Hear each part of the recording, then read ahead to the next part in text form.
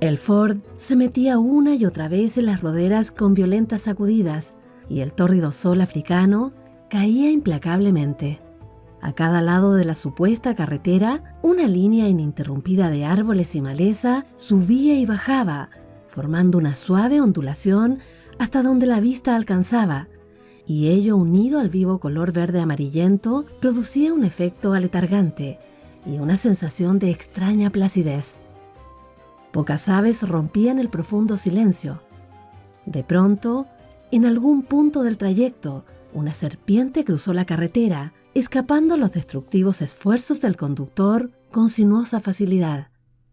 De pronto, en otro punto del trayecto, salió de la espesura un nativo, majestuoso y erguido.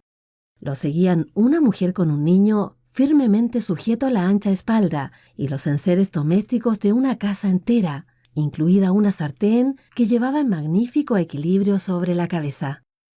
Estas incidencias del viaje iba señalando Georges Crozier puntualmente a su esposa, y ésta contestaba con una monosilábica falta de atención que lo exasperaba. Otra vez pensando en aquel tipo.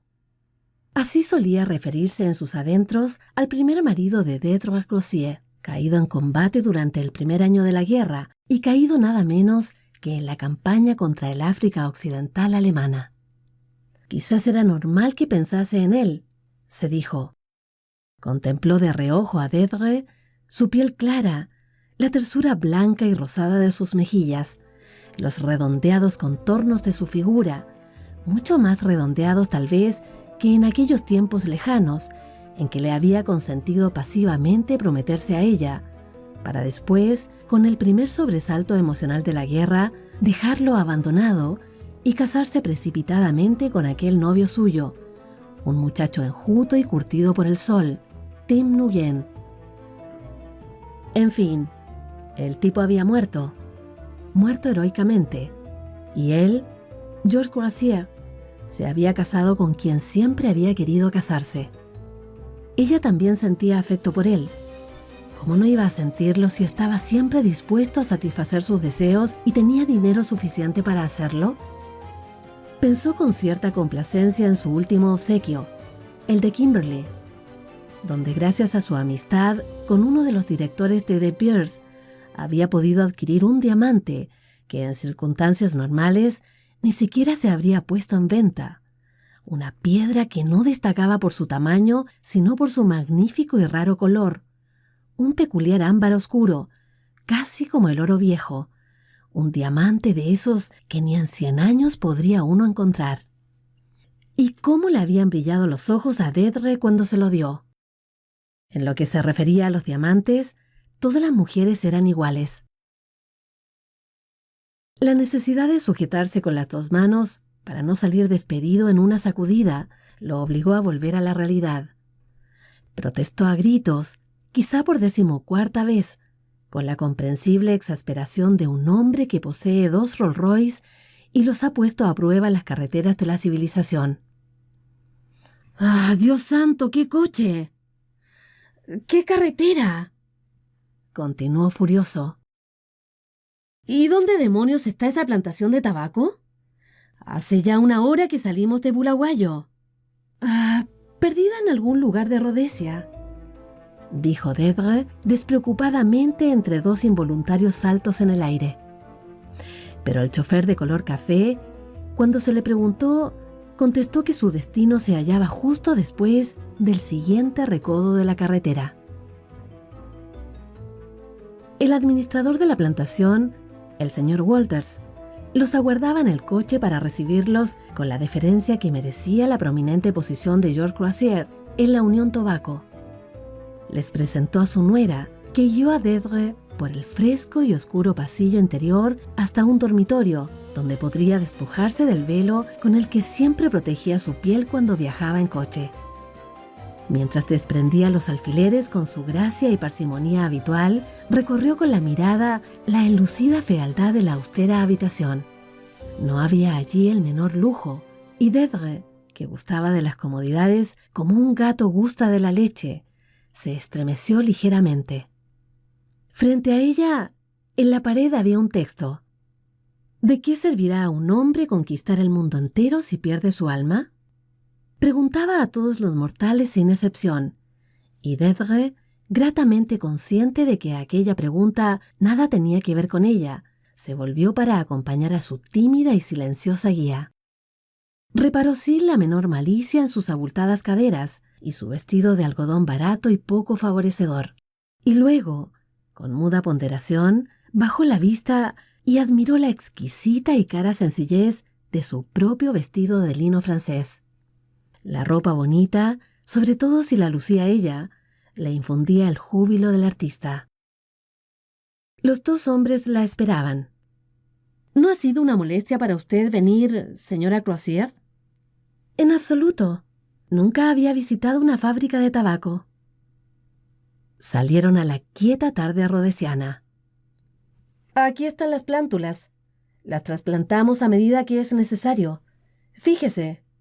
El administrador siguió hablando con voz monótona, interrumpida de vez en cuando por las lacónicas preguntas de su marido. Producción, timbrado, problemas con los trabajadores de color. Deirdre dejó de escuchar. Aquello era Rhodesia. Aquella era la tierra que Tim había amado, donde ambos se reunirían cuando terminase la guerra, si no lo hubiesen matado. Como siempre que pensaba en aquello, la asaltó una honda amargura. 2 breves meses, eso era todo lo que habían tenido.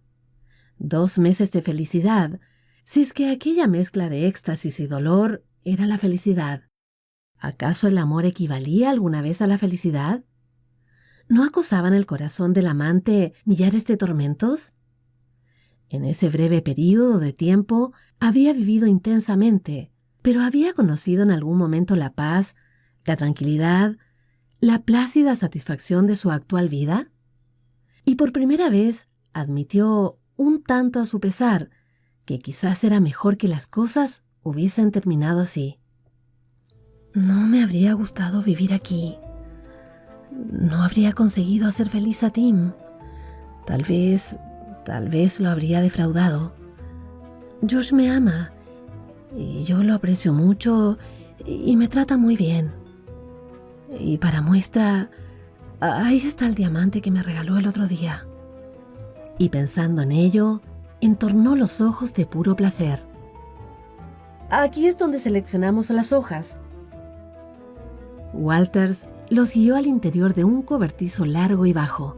En el suelo había enormes montones de hojas verdes y agachados alrededor, chicos negros vestidos de blanco elegían y rechazaban con dedos diestros, distribuyéndolas por tamaños y colgándolas de una larga cuerda mediante primitivas agujas.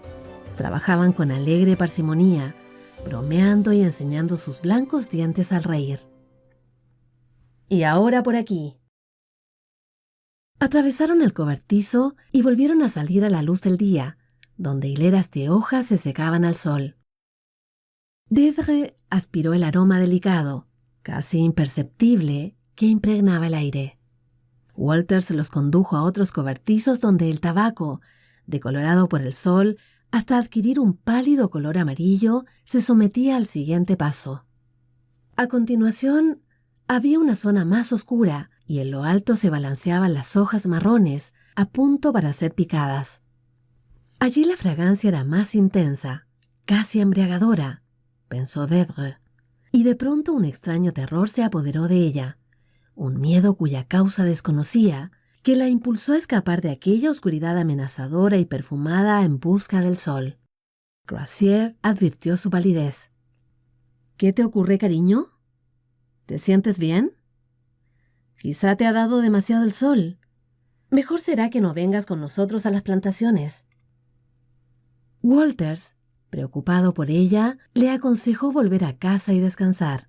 Llamó a un hombre que estaba cerca de allí. Señor Arden, la señora Crozier. La señora se ha mareado un poco por el calor, Arden. Acompáñala a la casa si es tan amable. La momentánea sensación de vértigo pasó. Deirdre caminaba al lado de Arden. Hasta ese momento apenas lo había mirado. Deirdre. Le dio un vuelco el corazón y se quedó inmóvil. Solo una persona había pronunciado su nombre de aquel modo, con un ligero acento en la primera sílaba que la convertía en una caricia. Se volvió y miró fijamente al hombre que se hallaba junto a ella. Estaba muy tostado por el sol, casi negro. Cojeaba y tenía una larga cicatriz en la mejilla más cercana a ella que le alteraba la expresión. Pero lo reconoció. ¡Tim! Durante lo que a Deirdre se le antojó una eternidad, se miraron, mudos y temblorosos, y de pronto, sin saber cómo ni por qué, estaban el uno en brazos del otro. El tiempo volvió atrás para ellos. Al cabo de un momento se separaron, y Deirdre, consciente mientras formulaba la estupidez de su pregunta, dijo: ¿No estás muerto? Pues no, debieron confundirme con otro. Recibí un fuerte golpe en la cabeza, pero recobré el conocimiento y me arrastré hasta la maleza. En los meses siguientes, no sé qué ocurrió, pero una tribu hospitalaria cuidó de mí y al final recuperé mis facultades y regresé a la civilización. Se interrumpió por un instante. Me enteré de que llevaba 6 meses casada. «Oh, Tim, compréndelo, por favor», suplicó Deirdre. «Me encontraba en una situación lamentable. La soledad, la miseria.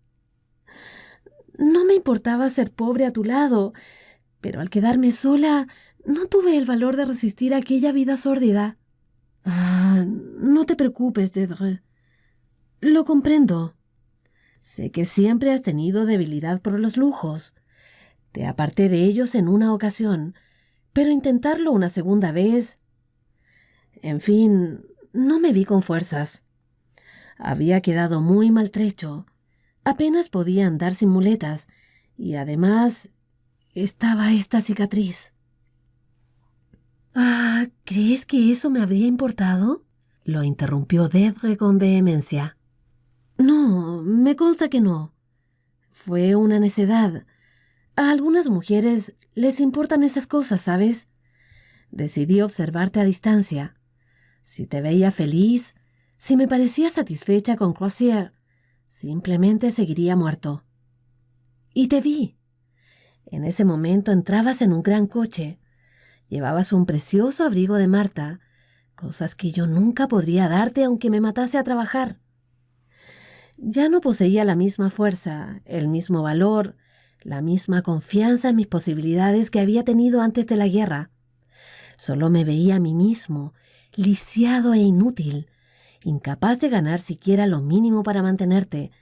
Y tú estabas tan hermosa, Deirdre, una reina entre las mujeres, digna de poseer pieles, joyas y ropas preciosas, los 1001 lujos que Crozier podría darte.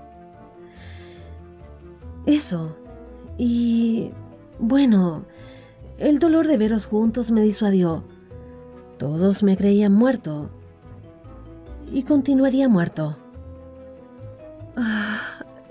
El dolor, repitió Deirdre en un susurro. Pues sí, Deirdre, maldita sea, me dolió. Pero no te culpo, no lo hago, pero me dolió. Se quedaron en silencio. Por fin, Tim le alzó la cara y la besó con nueva ternura. Pero todo eso ha terminado, cariño. Ahora solo queda decidir cómo vamos a decírselo a Crozier. Deirdre se apartó de él bruscamente. Yo no pensaba... Se interrumpió al ver aparecer a Crozier y el administrador por el recodo del camino. Volviendo la cabeza hacia Tim, en un rápido gesto susurró: «No hagas nada. Déjamelo a mí. Debo prepararlo. ¿Y dónde podemos vernos mañana?» Nugent reflexionó. Podría ir a Bulawayo. ¿Qué te parece el café que está al lado del Standard Bank? A las 3 de la tarde no habrá apenas nadie. Deirdre asintió con la cabeza antes de darle la espalda para reunirse con los otros 2 hombres. Tim Nugent la observó con un ligero ceño. Algo en su actitud lo desconcertaba. Deirdre permaneció muy callada en el viaje de regreso a casa. ¿Cómo se lo explicaría? ¿Cómo se lo tomaría? Una extraña debilidad pareció adueñarse de ella, así como un creciente deseo de aplazar la revelación el máximo tiempo posible. Podía dejarlo para el día siguiente. Hasta las 3 de la tarde tenía tiempo de sobra. El hotel era incómodo. Su habitación estaba en la planta baja y daba a un patio interior. Deirdre se quedó despierta hasta muy tarde aquella noche, oliendo el aire viciado y contemplando los vulgares muebles. Su mente voló al lujo de Monckton Court, entre los pinares de Surrey. Cuando la criada por fin la dejó sola, se acercó lentamente a su joyero. El diamante dorado le devolvió la mirada desde la palma de su mano. Con un gesto casi violento, lo metió de nuevo en el joyero y bajó con fuerza la tapa. Se lo diría a George a la mañana siguiente. Durmió mal. Tras los tupidos pliegues del mosquitero, el calor era sofocante. Por la mañana se despertó pálida y apática. Se sentía incapaz de provocar una escena tan temprano. Permaneció toda la mañana tendida en la reducida habitación descansando. Pasaron las horas y cuando llegó la hora del almuerzo, sintió un sobresalto. Mientras tomaban el café, George Croisier le propuso un paseo en coche hasta el Matopos. «Hay tiempo de sobra si nos ponemos en marcha ahora mismo», dijo. Deirdre movió la cabeza en un gesto de negación, pretextando una jaqueca, y pensó: «No puedo precipitarme. Al fin y al cabo, ¿qué importa un día más o un día menos? Se lo explicaré a Tim». Despidió a Croisier con la mano cuando se alejaba en el Ford destartalado. Luego consultó el reloj y se encaminó lentamente hacia el lugar acordado. El café estaba vacío a aquella hora. Ocuparon una mesa y pidieron el inevitable té, que en Sudáfrica se bebe a todas horas del día y la noche. No pronunciaron palabra hasta que la camarera les sirvió y se retiró a su refugio tras unas cortinas de color rosa. Entonces Deirdre alzó la vista y se sobresaltó al detectar una expresión alerta en su mirada. «Deirdre, ¿se lo has dicho?». Ella negó con la cabeza y se humedeció los labios, buscando en vano algo que decir. «¿Por qué?». «Pues no he tenido ocasión. No había tiempo». Incluso a ella le parecieron titubeantes y poco convincentes sus palabras. «No es eso, ¿verdad? Hay algo más. Ayer lo sospeché. Ahora estoy seguro». «¿Qué es, Deirdre?». Negó la cabeza, incapaz de hablar. «¿Existe alguna razón por la que no quieres abandonar a George Croisier? ¿Por la que no quieres volver a mí?». «¿Cuál es?». Era verdad. Al oírselo decir, supo que era verdad. Lo supo con repentina y abrasadora vergüenza, pero lo supo sin la menor sombra de duda. Y Tim mantenía en ella su escrutadora mirada. «No es porque lo ames. No lo amas. Pero hay algo». «Dentro de un momento lo verá», pensó Deirdre. «Dios mío, no se lo permitas». De repente Tim palideció. «Deirdre, ¿no estarás esperando un hijo?». Al instante vio la oportunidad que le brindaba, una escapatoria perfecta. Lentamente, casi sin voluntad propia, bajó la cabeza. Oyó la respiración acelerada de Tim y luego su voz aguda y severa. «Pues eso cambia las cosas. No lo sabía. Tenemos que buscar otra solución». Se inclinó sobre la mesa y le cogió las manos. «Deirdre, cariño, no se te ocurra pensar que tú tienes la culpa de algo. Pase lo que pase, recuerda estas palabras. Debería haberte reclamado como esposa cuando regresé a Inglaterra. Todo se me complicó, así que ahora me corresponde a mí arreglar esta situación. Pase lo que pase, conserva la calma, cariño. Tú no tienes la culpa de nada. Se llevó las manos de Deirdre a los labios. Primero una, luego la otra. Después se quedó sola contemplando el té intacto en la taza. Y curiosamente, solo vio una cosa. Un texto de chillones colores colgados en una pared enlucida. ¿De qué servirá a un hombre? Se levantó, pagó el té y se marchó. Cuando Georges Croisier volvió a casa, le informaron que su esposa había pedido que no la molestasen. Tenía una jaqueca terrible, así explicó la criada. Eran las 9 de la mañana siguiente cuando entró en la habitación de Deirdre con expresión sombría. Ella estaba sentada en la cama. Se la veía pálida y ojerosa, pero le brillaban los ojos. «Georges, tengo que decirte algo horrible». «¿Qué? ¿Cómo?» «Así que te has enterado», la interrumpió él. «Temía que pudiese alterarte». «¿Alterarme?» «Sí. Hablaste con ese pobre hombre el otro día». Georges vio que Deirdre se llevaba la mano al corazón y parpadeaba.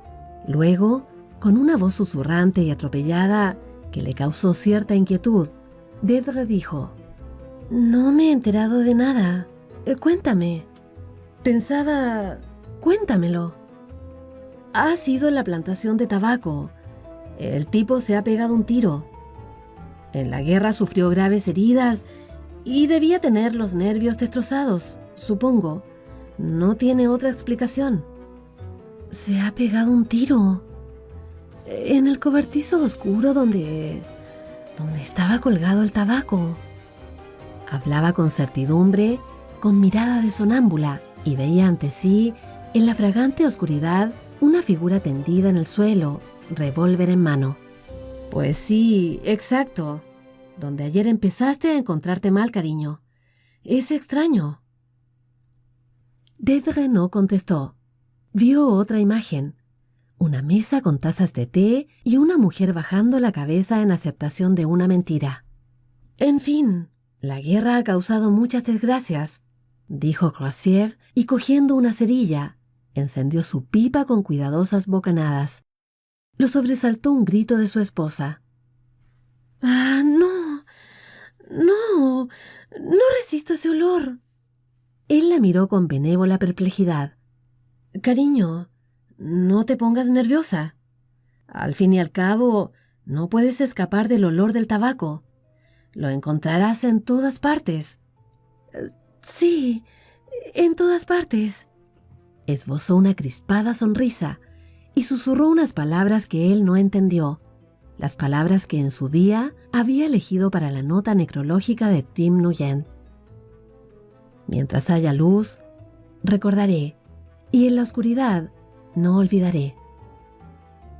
Con ojos desorbitados, contempló la espiral ascendente de humo y con voz baja y monótona repitió: «En todas partes.